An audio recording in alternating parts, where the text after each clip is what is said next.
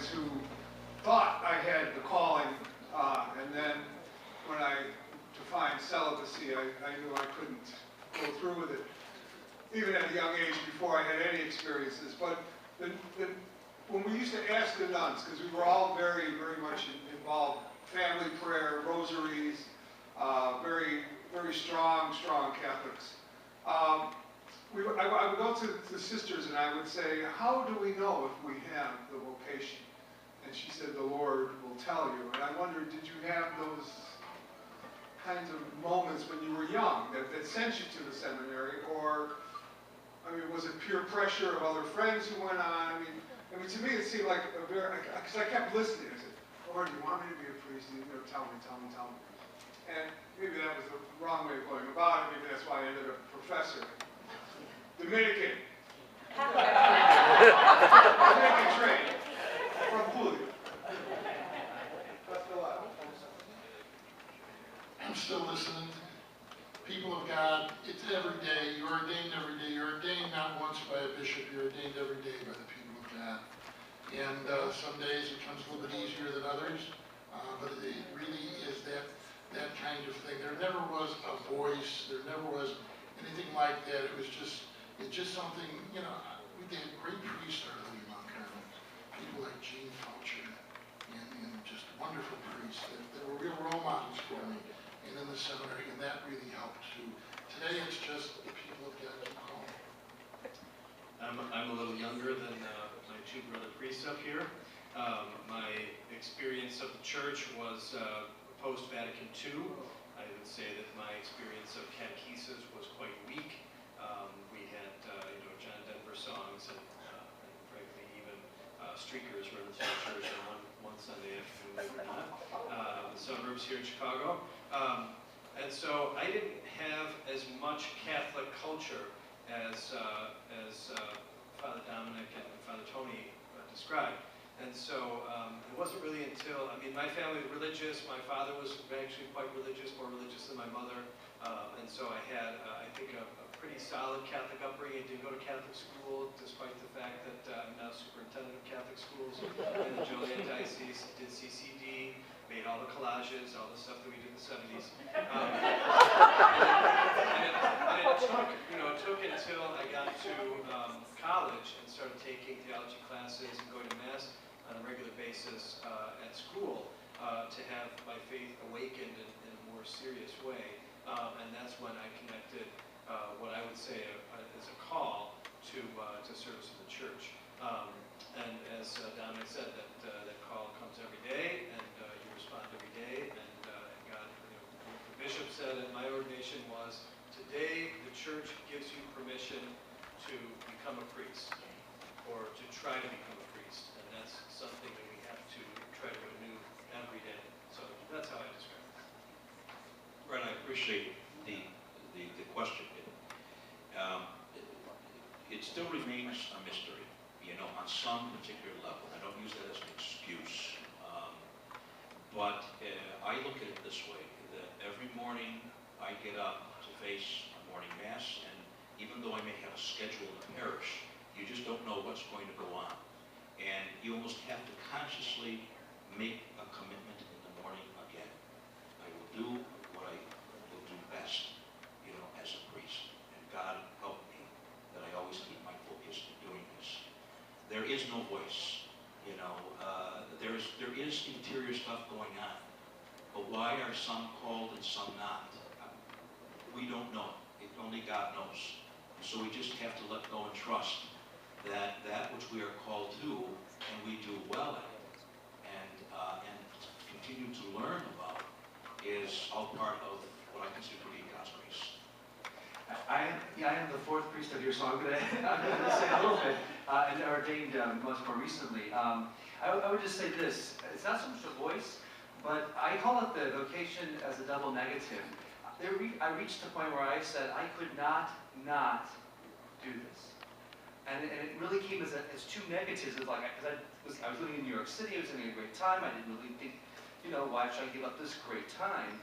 And so there was a real sense of a kind of a push back, but I could not do it. And I think that's how I would really respond to the way, it always becomes a positive, right? And that is that sense of the morning. It's like, I cannot not do this. This is really, it's at a deeper level. But I do think that I would agree. I grew up with Kumbaya as kind of our Eucharistic song, and our opening song, and our closing song, and it was just one of those things. And it wasn't really until I went to a Catholic high school that had a pretty good theology, but it was college for me too. So anyway, another question.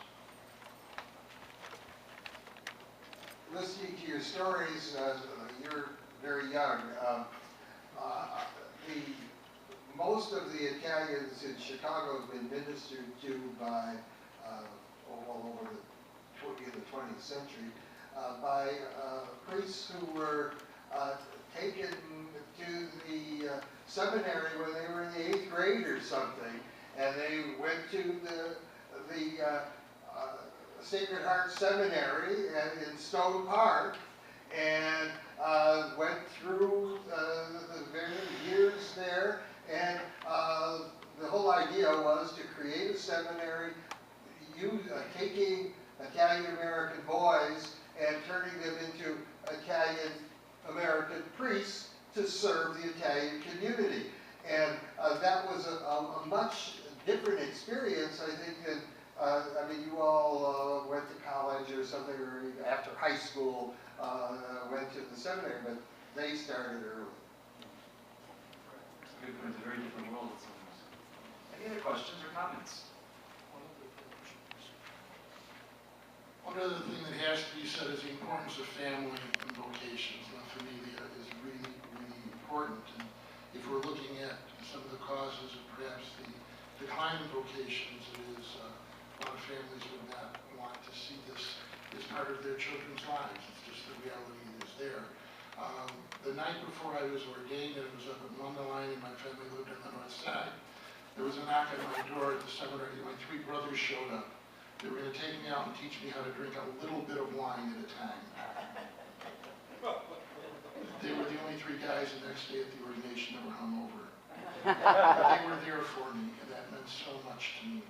That they would make that trip, go back home, and make it back with my parents the next day. The family is so important, and the whole concept of what family means is, if you mentioned celibacy, one of the great things is to be around the table, the altar, and be a part of that family.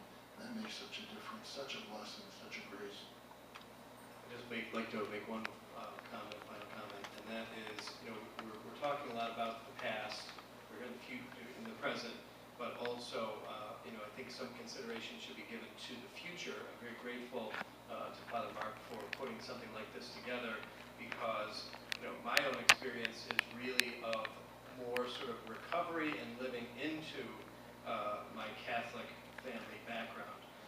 Having lived and studied in Italy, having gotten to know my cousins generations after we left and everything, for me it's been a lot of recovery, and there's tremendous, tremendous power in that. Power of faith, power of the faith of the people, power of the faith of the people in Italy today. And so I just wonder out loud, where does that take us into the next generation of young Italian Americans here in Chicago, and then what is going to be their experience of the church and of our faith going forth in the future. And I think opportunities like this are really moments for us to consider that, so that we can, on the one hand, preserve what has been so beautiful and so helpful to us, but also be sure to share that with the next generation, so that they can be moved and touched and brought to Christ just as we have been. My final comment would be, we're talking about faith and culture, and things can get so diluted for succeeding generations in our respective families, and I see that happening even in my own. But one of the things that's really interesting was after I spent my first assignment in the Detroit Archdiocese in a parish that had a number of Sicilians, they all sniffed me out because I was the first priest with a Sicilian surname, so I felt very much at home there. In Kenosha, with all the Calabresi up there, and I had to win them over, but I got them. And then coming back to Chicago, however, I got involved in Hispanic ministry. And one of the things that is fascinating that I have found in working and living with the Mexican community are the similarities. You know, faith, family, relationships, that's right. All of this, these are the priorities, these are the values. And it's like I live the nostalgia of my past with my loving grandparents and my parents and all the beautiful traditions that we have, you know, both secular and religious. And I find so many similarities, not the same, but there are similarities, and that continues to feed me. And that's my comfort zone, even though there could be a lot of challenges. Thank you very much.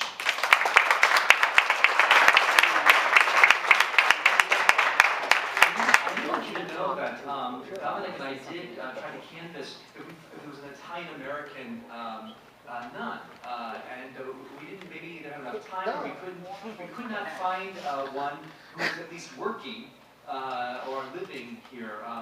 Maybe if we had more time to do that. But so I was hoping that we would have also that experience, that anecdote. So what we did is we gathered people that we could that we knew. So yes, Tony, did you want to say something? Yeah, just as a quick question. I'm old enough when I was an altar boy and I was held a patent, knew that I was not to touch the host, that if it fell, I was to protect it.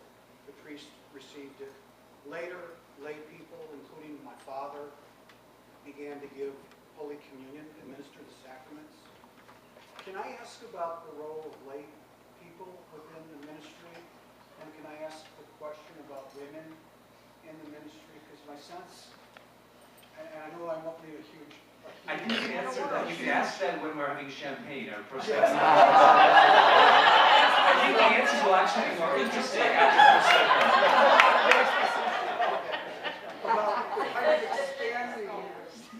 Definitely, let's talk about that. On that note, we do want to celebrate a very wonderful